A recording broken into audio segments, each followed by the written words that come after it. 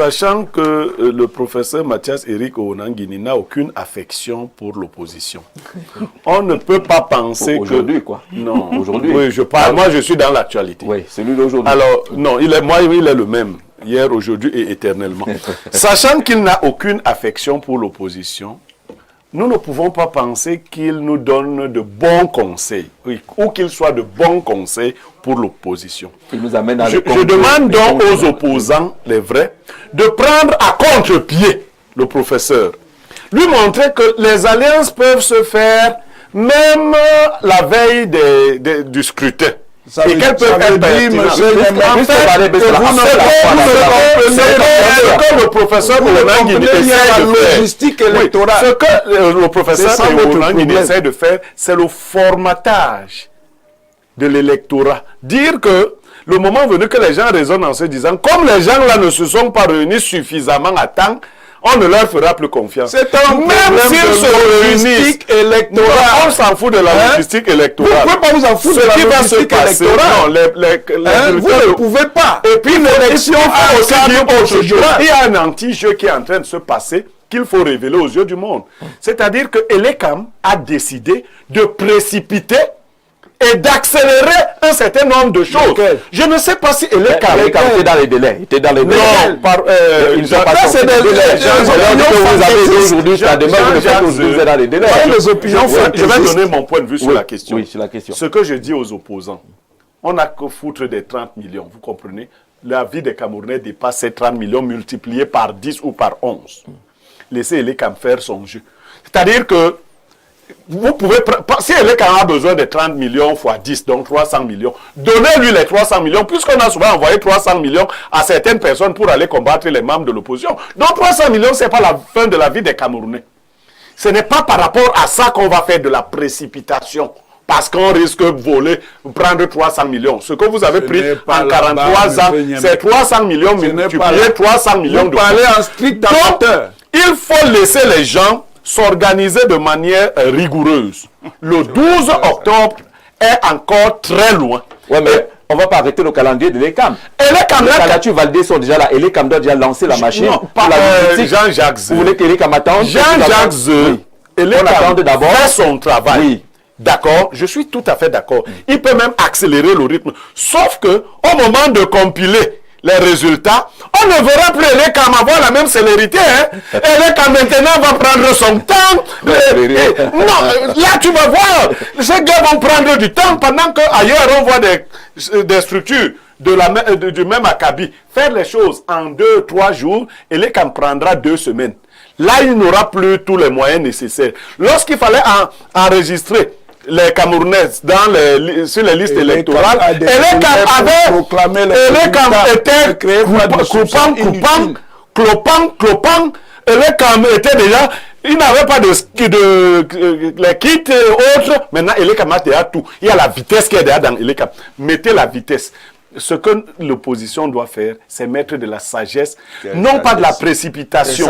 Aucune précipitation. Alors, Elie Lobé voulait réagir depuis. Il y a eu 4 prises de parole avant sa réaction. Il a levé le doigt pendant toutes ces prises de parole. Ah oui, et Elie Lobé.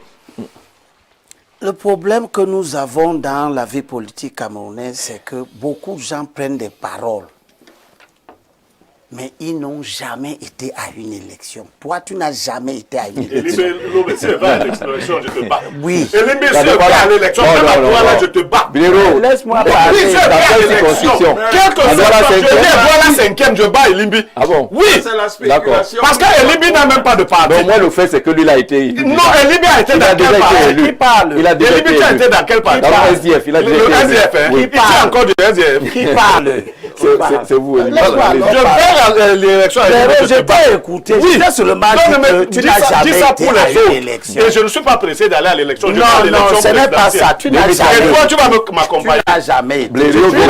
Je suis même prêt à te mettre dans une liste. Non, pas maintenant. Et à faire en sorte que tu gagnes. Pas maintenant. Je ne sais pas comment. Pas maintenant. Je sais comment on gagne. D'accord. Tu n'as jamais joué. Les deux donnent rendez-vous en 2032.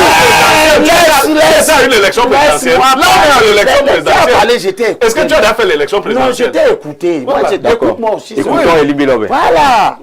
Je n'ai pas dit que j'étais à l'élection. Toi, tu n'as jamais été même à l'élection des Moineaux. Non, j'ai été vice-président d'étudiants, qui parle de quoi? Non, tu n'as jamais été à l'élection. J'ai déjà été. Tu n'as jamais été à l'élection politique. Dis ça aux autres.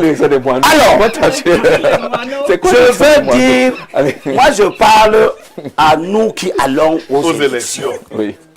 Nous qui avons déjà Après, gagné des l'expérience. élections. Pas au Niémey. Je parle à mes camarades de lutte. Vous, vainqueurs des élections. Vous qui êtes dans la lutte depuis 90, vous allez aux élections. Vous soutenez des candidats du fond de vos cœurs. Vous avez été meurtris plusieurs fois quand nous échouons. Nous avons déjà échoué 17 fois.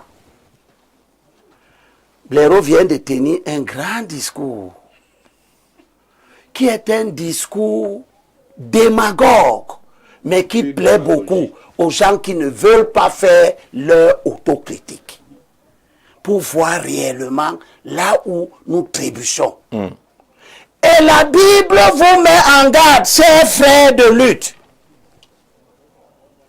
Elle vous dit, et c'est le roi Salomon dans Proverbes chapitre 9, verset 6, quittez les personnes inexpérimentées et restez en vie. Les valets Bessala, qui normalement ne doit plus parler, parce qu'il a occupé la scène, a dit qu'il sera candidat. Il avait des candidats. Il a ceci, tous ces gens-là, les Célestins Djamen, tout ce monde qui a organisé le bruit, le désordre dans l'effort de la mise en place d'une candidature de large consensus. Ils disaient qu'ils allaient être des candidats. Valère Bessala est prudent, il a bien fait, c'est une marque de sagesse de ne pas déposer une candidature qui ne correspond pas aux règles. N'Djamen a déposé une candidature qu'on a rejetée parce qu'il manquait les papiers dedans. Il manquait ceci, ce qui est une honte et qui montre la déchéance des gens. Vous ne pouvez pas avoir été un candidat à de nombreuses élections et aller déposer un dossier incomplet.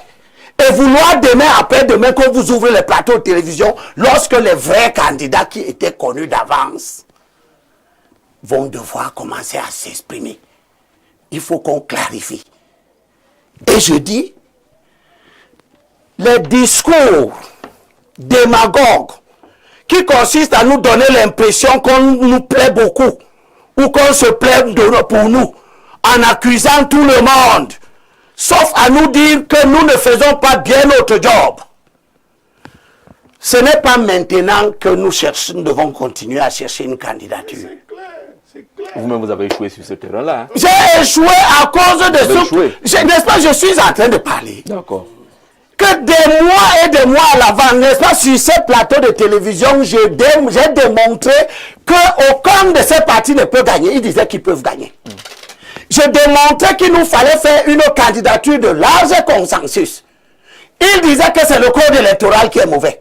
Ils s'asseyaient pour écrire un code électoral que personne ne leur a demandé. Dans votre approche... Là, je continue, c'est très important. Oui. Je vais même aller dire quelque chose de très particulier. Quand je suis en train de dire des mois et des mois, les gens se réunissent pour écrire un code électoral. Sous la férule de qui? Des IPAN. Qui travaillent pour le code électoral. Et ils se retrouvent candidats usurpateurs. Du MP. Usurpateurs. Toi, tu savais, Jean-Jacques, depuis que tu as vu le jour, que quelqu'un, un homme politique sérieux, prend le titre d'un chef de parti. Il écrit lui-même sa lettre d'investiture. Il signe, il met dans le dossier pour que ce soit le Conseil constitutionnel qui lui rappelle que tu n'es pas qualifié.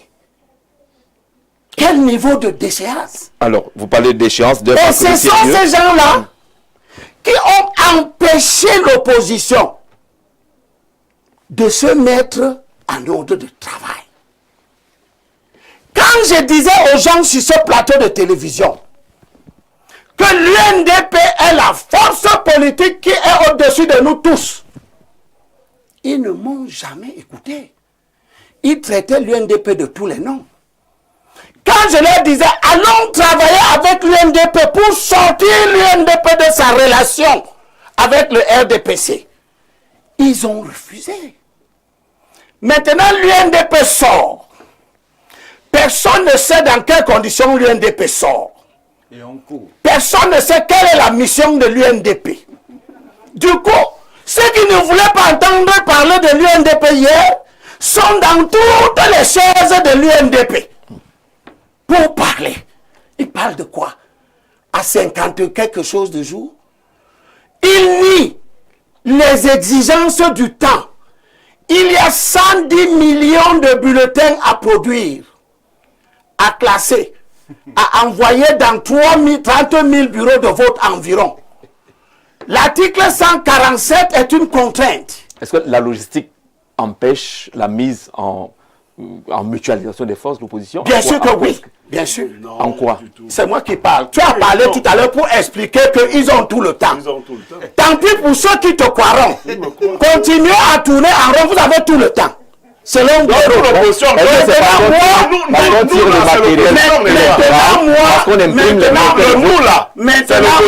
Oui. Blaireau qui vous a parlé, oui. et Valère Bessala, ils n'ont jamais été à une élection. Mais on parle de moi qui ai déjà été aux élections. Et qui n'est plus de l'opposition? Moi qui ai déjà été aux élections. Oui. Mais qui n'est plus de l'opposition? Qui a déjà été élu 2 fois. D'accord. Abel, Qui a dirigé les élections. Pour te relancer. Oui, laisse-moi finir. Affaire tu as retiré la cour en 2018 à la veille de l'élection.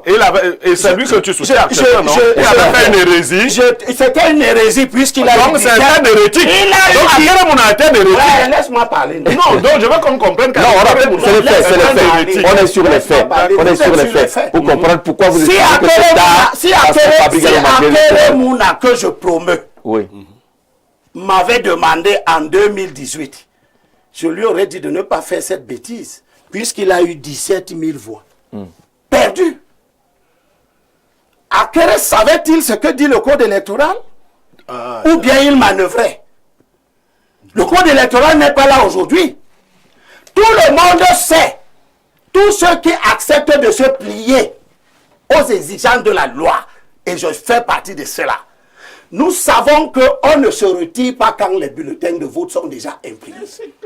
Mais on peut donner les consignes de vote. Non, on ne se retire pas. On peut donner les consignes ça de vote. Ça veut dire que tu donnes des consignes de vote, ça veut dire quoi? Toi, tu as les bulletins. Voter, donc j'ai les bulletins. Donc j'ai les bulletins dans les bureaux de vote. Oui. Moi, Elimbilo, vous ne les mettez pas dans la ville. Et je dis, ne votez pas mes bulletins, votez à...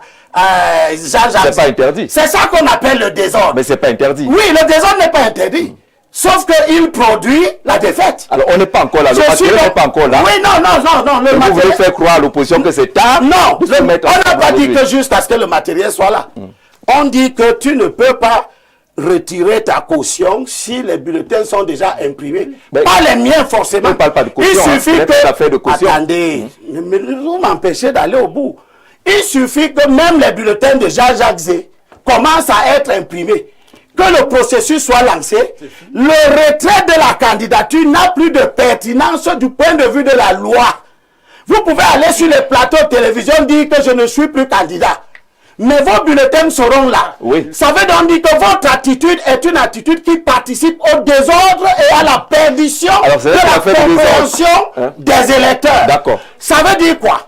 Ça veut dire que si nous sommes sérieux, ça devait se faire longtemps à l'avance. Avant que les bulletins de vote ne commencent à être imprimés. Ça veut dire quoi? Ça veut dire que lorsque le conseil électoral a donné les candidats qui ne sont sujets à aucun problème, ces candidats-là étaient dans la dernière phase du temps qui leur est imparti pour faire ce travail qu'ils veulent faire maintenant. Et ce qu'ils sont en train de faire maintenant montre que nous ne sommes pas sérieux. Et je demande à mon candidat, qu'est-ce que tu fais dans toutes ces réunions que je vois? Donc, tu n'as pas causé avec ton candidat. Je lui demande ça ici. Oui, parce que je suis un homme ouvert. Non, il n'est plus avec toi. Je suis un homme ouvert. Vous dites à Akere Mouna qui n'a rien à faire avec ces réunions-là. Ces réunions-là, elles lui ont été recommandées longtemps à l'avance. Mais il n'a pas fait. Les portes lui ont été fermées. partout, les gens dans leur entêtement diabolique, chacun se prenant pour le centre du jeu politique. Personne ne voulant accepter que je suis plus faible que celui-ci. Que celui-ci soit assis devant moi. Tout le monde, chacun voyant qu'il est le nœud de l'affaire. On connaît cela, on a condamné. Ils ont empêché de nous réunir. D'accord. Et le dernier, c'est Anissé Kane, qui depuis janvier que j'ai décidé de faire asseoir ce que tout le monde sait. Tout le monde sait que aussi allait être candidat parce qu'il remplit la loi. Tout le monde sait que Cabral Libi remplissait la loi, mais il avait des problèmes. Tout le monde sait que Serge Espoir Matomba remplit la loi. Tout le monde sait que Akere Mouna remplissait la loi. Tout le monde sait que Patrice Ndambi a rempli la loi. Tout le monde sait que ces gens-là... Akere remplissait la loi. Non, Akere ne remplissait pas la loi. Tout le la remplissait comme tu la remplissais. Il la remplissait. Non. Akere la remplissait comment mieux que toi? Non, Akere la remplissait comment? Non, Akere la remplissait. Non, Akere la remplissait comment? Et il va chuter. Vraiment chuter. Il me laisse chuter. Akere a Non, mais quelque chose. On va vous relancer là-dessus. On va vous relancer. a trouvé Blériot. Comme tu as trouvé le manifeste. D'accord. Blériot, notez cet aspect-là. Vous avez réagi, Blériot, sur cet aspect-là. Dans l'autre. Alors, éliminez la chute. Éliminez la chute. C'est vous qui choisissez le bon Yango. Je suis pour avoir l'expertise. Akere Mouna a fait preuve de sagesse. On était sur Oui, je suis en train de parler de doigté. Il a fait son choix de son porteur longtemps à l'avance dans des conditions de transparence et d'apaisement. Et ça n'a souffert de rien et il est candidat sans que cela ne fasse l'objet d'aucun remous. D'accord. Maintenant, ces gens que j'évoque là, rien ne les n'a changé. C'est eux que le Conseil électoral a confirmé.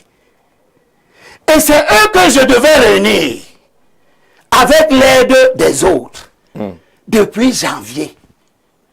Monsieur Anissé Kane est venu dedans avec son plan louche pour perturber, détruire cet effort. Et il y est parvenu. Aujourd'hui, il est assis, il assiste, il a au spectacle d'une opposition qui se cherche. D'accord. Je termine, Jacques. Je termine. Terminez donc. Les élections qui arrivent là. Oui.